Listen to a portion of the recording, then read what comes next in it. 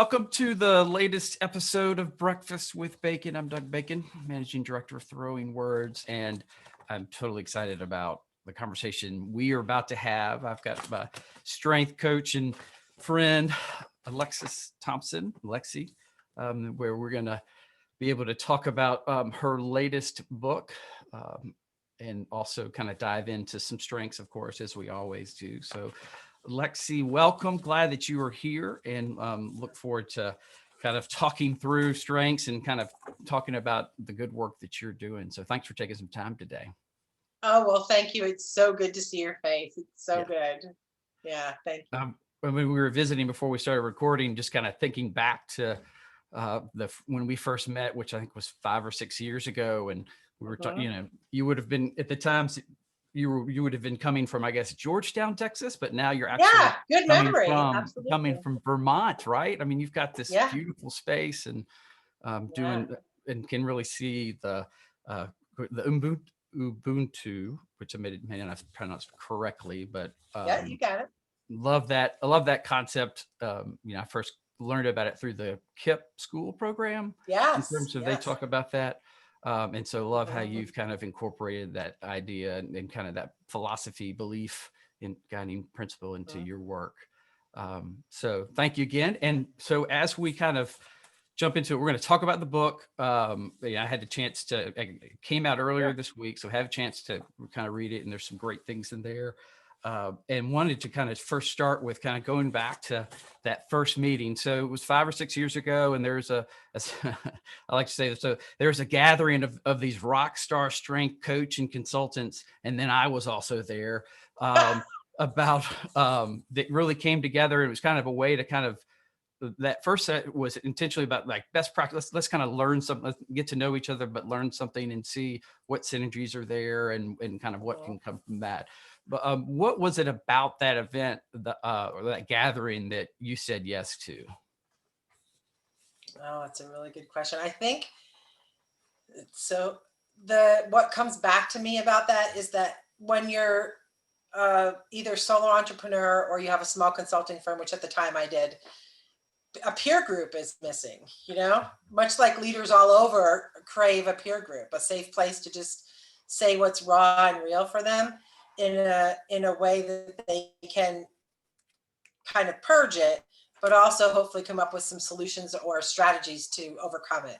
And that would have been the main attraction for me. And you're right, it was a powerhouse, including you. All right, so strengths are already starting to show up. So here's what I love and about that is that, so knowing who you are and kind of where you are at your best, you're so wired for the future and really kind of see ideas and really seeing that better future and the impact of the future. And so, and by extension, you're not as wired by where we've been in the past. And so, so whereas because of with my strengths from relationships and people, so I have these connections from when we first met. And so I can, I remember conversations from that day. And as soon as I asked that question, there's this slight pause, because if you were to being honest, you would have said, I really don't remember much about that other than it happened. And I'm now off into, let's look at where we're going, not where we've been. Yeah, that's probably fair. There are some key moments that I remember about it, but the driver for getting there, I did have to ponder. So true to that. Yeah.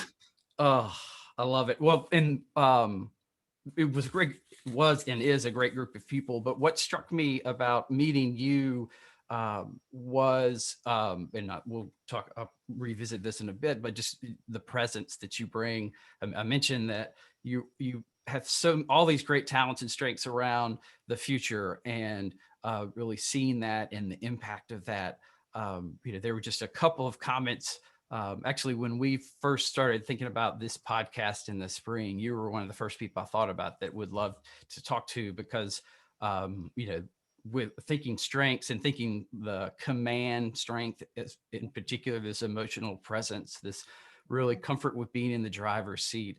I learned more about that strength, kind of just in conversation and getting to know you even better. And I see, parts of that in your book as well, in terms of early in your career in sales, and you talk about how you learn, the way you learned what to do is you saw what the men did in particularly in the sales space, and you kind of mimic that and really kind of see how that plays to the kind of your influence, strengths, and kind of the presence that you have. Where were you kind of in your journey, kind of at in that 5 to 6 year time period, going back to that point? I would say I was kind of mid-range of that journey. I was still I was still under the this is what I should do because other people think I should do it because I can do it mantra of having a consulting firm. It was probably just a few years, 2 or 3 years after that, that I just settled into the truth of the matter that I'm not that. And it was it was a very egoic journey because ego said, well, you can do it and you're good at doing it. So and everyone was saying you should do it. So I was right in the middle of that. And probably at that point hadn't woken up to the ego struggle with my soul. It was just pure force that I was driving with, frankly. And in the book, you talk about kind of the 6 tenets that you identified, and I'm going to want to make sure that we have some time to share with that about that. And so the book was clearly, it was something that you learned over time, and it was an opportunity to kind of pull all of this together. But thinking about the book, what do you think? Take us to the future. What do you hope will be different because you've put the book out there? Well, it's funny because this morning I was having a conversation with a friend who's been kind of intimately involved with the journey, and it's been a journey over a past like 2 years to get this book to where it is today. And they said, I wish, I'm going to share this with you because this is a cast of the future. She says, I wish that they understood that the serendipity of the timing of the release of this book has nothing to do with you. Yeah. And I also hope that gets big play here, because when you do the integration work into your Grace Center, you surrender into a lot of things. Time is one of them. And so this book, in all candor, should have been out about 9 months earlier, right when COVID hit. And I just didn't make time for it, quite frankly. Being a futuristic person, I was like, oh, I'm bored with that. I got to do something else. And I got encouraged in the pause of COVID to pick it back up and clean it up and get it ready for presentation. Little did I know, and this doesn't matter where you sit on the spectrum of our political scheme, that it was going to publish the day before the inauguration. That was not planned. And yet I don't think it could have been more aligned and serendipitous and true to the essence of the book than it was. And so what I hope is that when people engage with the book, that they also are able to start surrendering into their knowingness, their more internal being, their intuition, so that they trust that part of who they are to place things in the right timing and in the right space and place with the right people. Being command, right? I was a lot more about force than I was understanding power. And the influencing themes are that full range. And as you become more mature in your themes, you start, if you're a high influencer, you start to be a little bit more humble and a little bit less ego, a little bit more still than action. And you're able to kind of use your intuition to let things settle in and have a knowing that it's all playing out in a bigger schematic than your own vision will allow you. Yeah. So that's a big one. Yeah, that's cool. So cut 2 thoughts about that. So, one is that so you talk about the serendipitous of the moment. One of your strengths is connectedness, right? So things happen for a reason. And kind of one of the observations or one of the theories that I have, or hypotheses, is kind of looking at kind of how your growth and as a leader is that what happened over time was you created space, you kind of quieted the noise of those influencing themes, which allowed that connectedness and the depths of the relationship to really to finally see the light, which meant it could actually grow and nurture, and finding that balance between the two of those. Exactly. Yep. Exactly. And so what I love about that journey as it relates to the two of us is that I would say my journey is the opposite. So, Yeah. you come in one door, you go out the other door. The door you came in was through the influence and presence and vision. And then the door you're going out of is the connectedness and the depth and the relationships and really kind of being in touch, kind of that internal self. And for me, I was reading the book and seeing all the observations, and it's like I was just like, it's like confirmation. It's like, well, of course, doesn't everybody have this? Because I'm harmony and empathy and developer and and all these relational talents. And the journey for me is from starting there is to move to is to allow my self-assurance and significance that they're there and they're in the mix, but the needs and the noise of all these relational talents, I'm harmony number 1, you're harmony 34, right? So it couldn't be any further apart. But it's two sides of the same coins in terms of where I'm headed. So really appreciate that, your journey, and just in my own coaching work, see so many people who are the Lexi of 5 years ago, right? In terms of I love the quote. I mean, the second quote in your introduction talks, which you opened it with some questions, and that second question was, do you feel as if you've sold your soul in the name of professional success? And like that one question alone, people will grab people, and they just, when they answer yes to that, then they know the next step is to get the book, and it's called The Power of Graceful Leadership. Is that right? The Power of a Graceful Leader. Yeah. Great. Yep. Okay. So just love that part of the journey for you. Another thing that you talk about in the book is how gratitude became your door to grace. So can you say a little bit more about that? I can. So I'm going to bring this back to connectedness, because this is how, in your very astute observation of my connectedness developing, it happened. The portal, the door, the access point was gratitude, and a very consistent deliberation. All those are down in my bottom third. So it's hard for me to be consistent, but when I am, it's extremely potent. And so over many years, I picked up and put down a gratitude practice, much like you do exercise, right? Or me anyway. And so that was being really consistent with that, and watching and witnessing wonder and awe and magic in my life, in nature was a big one, a big influence, in the people I was coaching. That was a really pivotal point for me to kind of settle into the connectedness strength and all of the strength that it offers, because it's a huge one. I have no other relational themes in my top 10. That's the only anchor I have in that beautiful blue world. So that one needed to be a little bit more robust than someone who has 2 or 3 that they can leverage. And I really did it through gratitude and through coaching. It's now a pivotal point for all executive leadership coaching I'm doing, because so often when you're sitting at the top, this at any place, what got you there isn't going to get you where you need to be, and where most importantly, where you learn you want to be, right? Right. And it always inevitably comes back to heart center. And this is the fastest, least affronting, and through the journal that I created, the most time-saving way to get people there that are really unwilling to even entertain it, quite frankly. I'm one of those. So